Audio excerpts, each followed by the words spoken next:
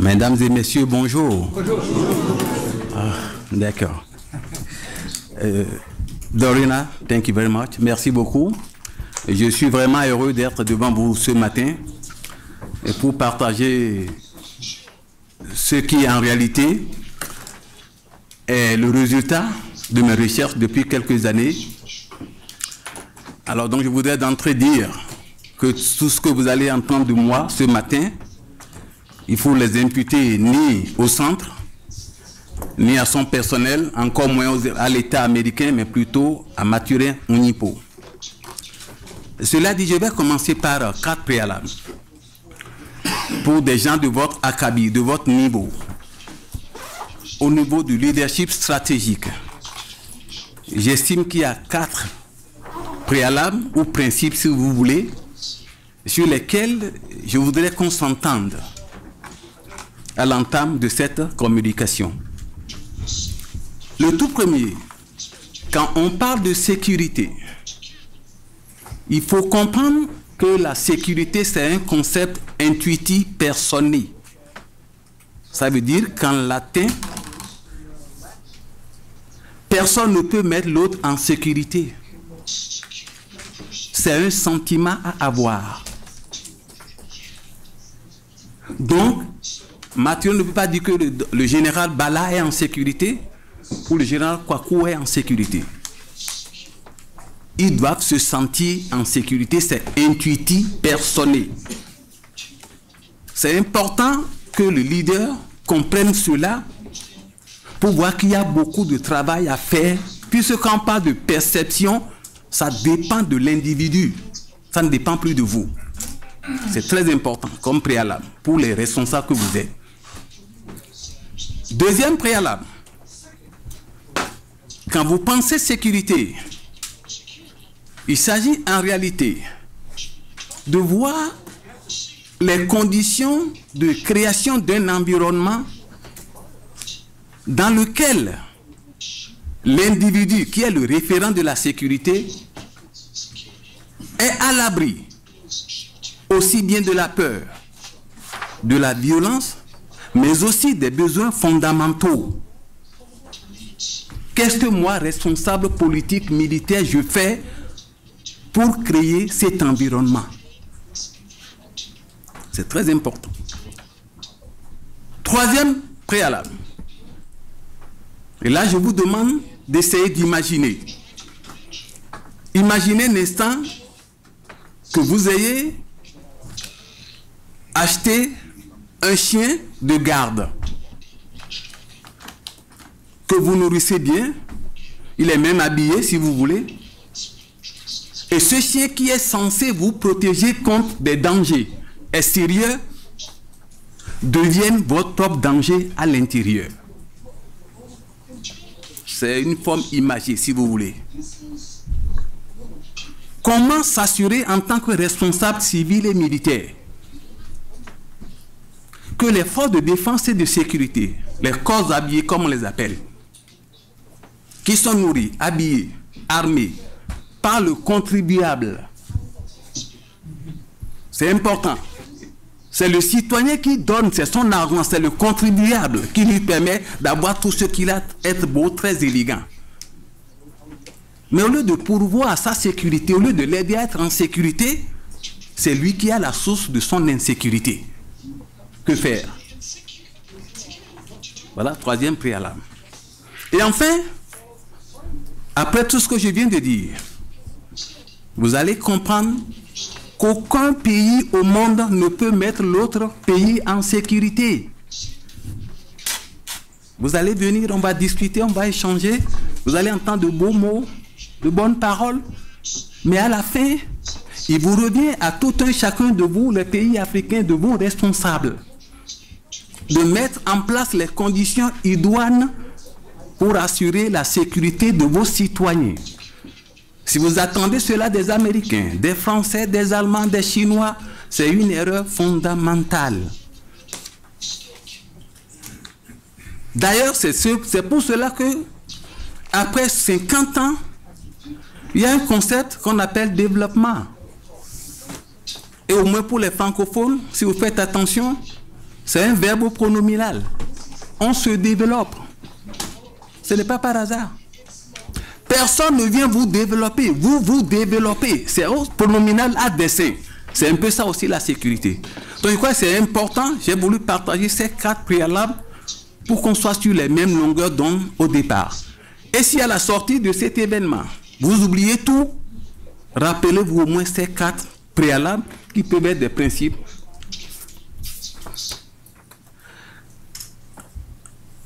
En ce qui concerne ma présentation proprement dite, je vais partager avec vous, disons, 5 diapos, après l'introduction et la conclusion. Et en guise d'introduction, il y a la nature évolutive de la sécurité en Afrique.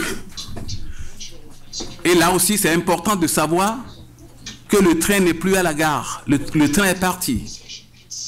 Le débat sur la sécurité humaine, sécurité axée sur l'individu comme référent, ce débat est clos.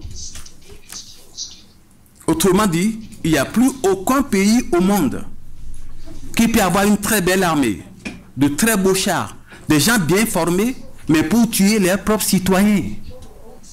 Ça, c'est fini. Donc, nous avons du travail à faire. C'est important. La politique comme cadre d'exercice du pouvoir est objet de la gouvernance.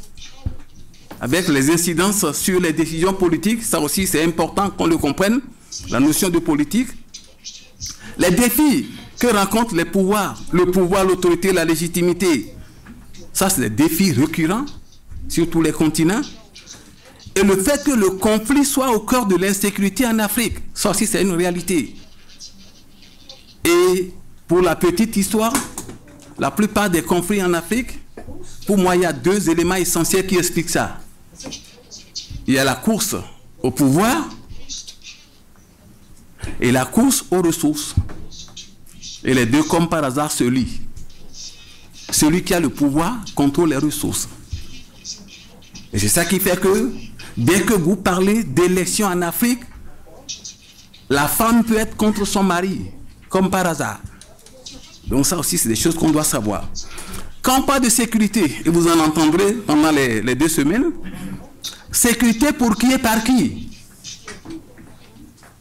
Pour qui et par qui? Ça aussi, c'est un débat important. Et la relation entre l'État, le gouvernement et le peuple. Ça aussi, il y a une dichotomie qui n'a pas encore été bien éludée. Quels sont les rapports entre l'État, qui est l'institution, le gouvernement, à savoir le régime, et le peuple? Ça aussi, c'est un débat qui va revenir. L'armée doit être l'extension de l'État et pas l'inverse. Autrement dit, l'État n'est pas l'extension de l'armée. Ça aussi, c'est important. Et le contrôle et la gestion de la violence ou de la sécurité, ça revient au cœur de l'État. Et l'interdépendance systématique de tout le secteur, je crois que c'est important.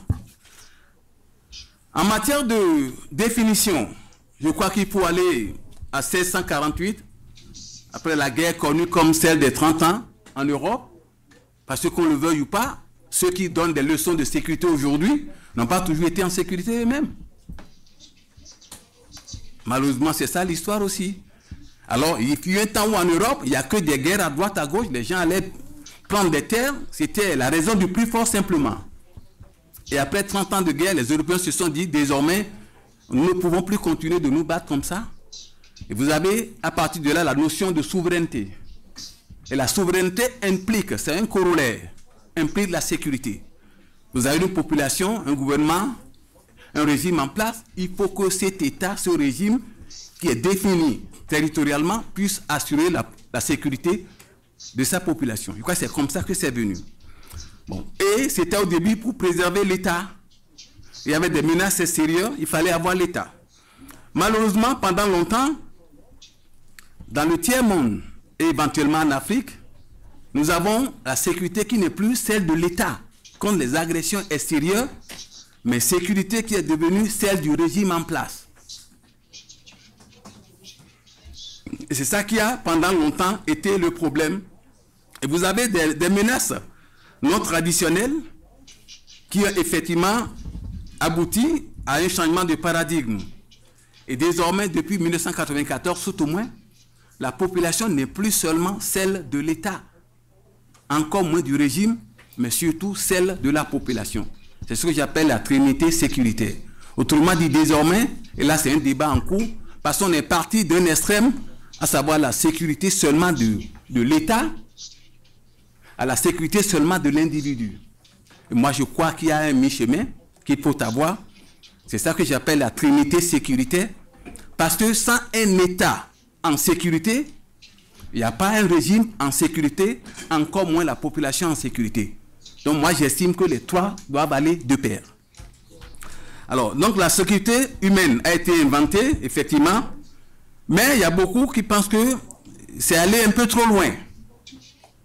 Parce que à partir de la notion traditionnelle, on est venu maintenant à la sécurité alimentaire, sécurité environnementale, et certains estiment que en voulant embrasser trop de sécurité, en fait, on ne peut pas vraiment garantir la sécurité.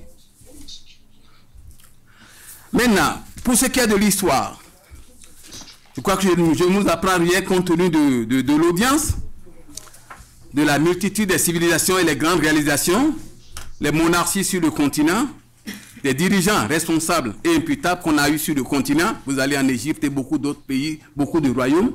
Les Africains n'ont pas toujours été des bêtes ou des cons, ce n'est pas vrai.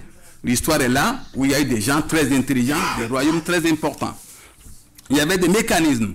Parce que dans ce genre de forum, j'aime rappeler aux gens qu'avant l'arrivée du blanc, il y avait des gens qui vivaient en Afrique et ils avaient une sécurité. Comment les Africains étaient-ils en sécurité en ce temps? Et vous allez voir, il y avait un système, disons, de société secrète qui en réalité étaient des mécanismes de contrôle social.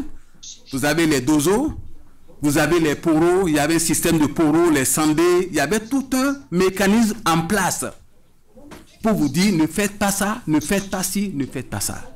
C'était cette manière de contrôler, d'assurer qu'il y ait un minimum de sécurité.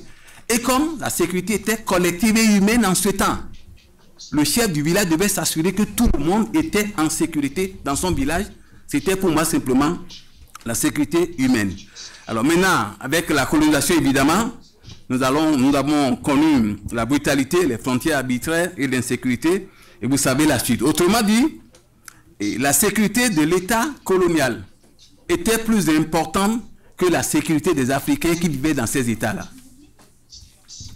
Alors, en ce qui concerne la sécurité humaine, lien entre leadership efficace, les droits de l'homme, l'inclusion politique, la coopération régionale, la bonne gouvernance, c'est important. L'insécurité très souvent découle de la violation des droits de l'homme, des droits fondamentaux. Et la sécurité devait viser à promouvoir l'objet de la législation relative aux droits humains. Les droits de l'homme visent à garantir la sécurité des êtres humains dans la liberté, la dignité en toute égalité et en protégeant leurs droits fondamentaux.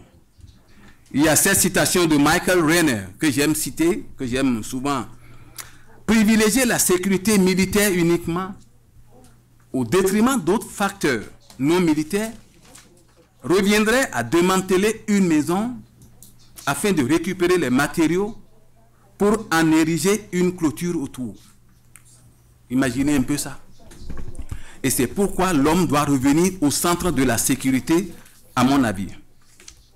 En ce qui concerne les menaces actuelles et émergentes dont nos pays font face, nous avons évidemment les problèmes traditionnels de sécurité, de conflits. Vous avez les conflits liés au pouvoir, aux ressources, comme j'ai dit tout à l'heure. Vous avez des menaces plus redoutables à la sécurité humaine. La pauvreté même est une menace récurrente que l'Afrique, malgré ses richesses, continue d'affronter. Vous avez des problèmes émergents, la variabilité, sinon les inondations, les sécheresses, les événements météorologiques extrêmes, tout ça c'est des aspects qui nous échappent. Aucun pays en lui seul ne peut faire quoi que ce soit. Alors donc les pays africains qui ont déjà des problèmes, cela n'aide pas d'avoir à affronter ces phénomènes.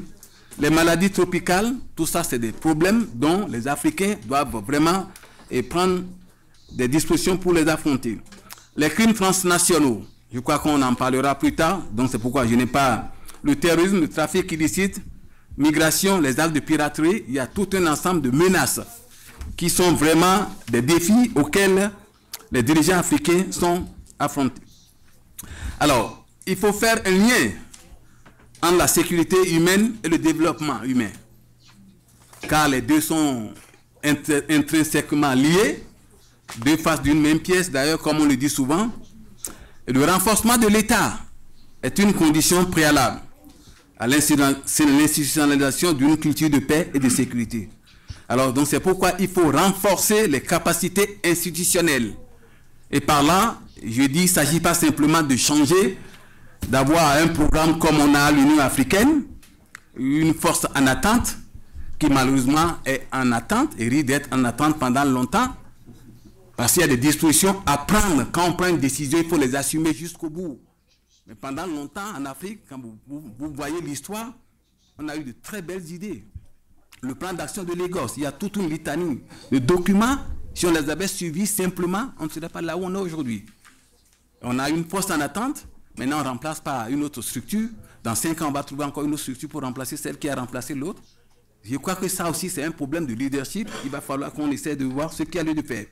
Alors, le citoyen est désormais le référent, comme je dis, de la sécurité humaine.